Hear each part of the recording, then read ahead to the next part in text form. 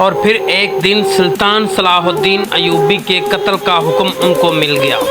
سلطان کو قتل کرنے کی وجہ یہ تھی کہ نور الدین زنگی کے سابقہ امراء سمجھ چکے تھے کہ ہم سلطان کو جنگ میں نہیں ہرا سکتے، اس لیے وہ سازشوں پر اتر آئے۔ انہوں نے شیخ حسنان کو مال اور دولت کا لالچ دے کر کہا کہ تم اپنے فدائیوں کے ذریعے سلطان صلاح الدین ایوبی کو قتل کر دو۔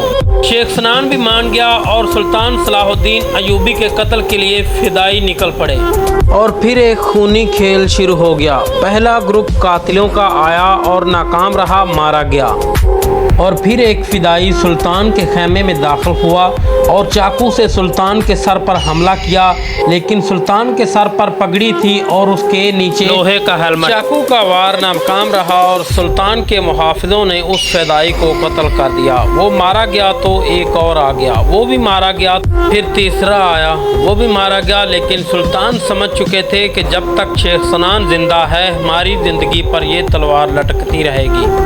چنانچہ وہ ایک بڑی فوج لے کر نکلے۔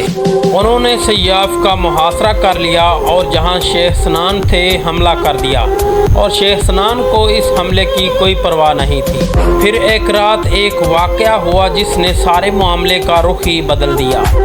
ہوا یوں کہ سلطان اپنے خیمے میں سو رہے تھے، لیکن اچانک وہ نیند سے جاگ اٹھے۔ انہوں نے دیکھا کہ خیمے کے سارے چراغ بجھ چکے تھے، لیکن کوئی اور خیمے میں موجود نہ تھا۔ سلطان نے اپنے محافظوں کو آواز دی، وہ دوڑتے ہوئے آئے اور خیمے کے چراغ دوبارہ جلائے تو انہوں نے ایک حیرت انگیز چیز دیکھی۔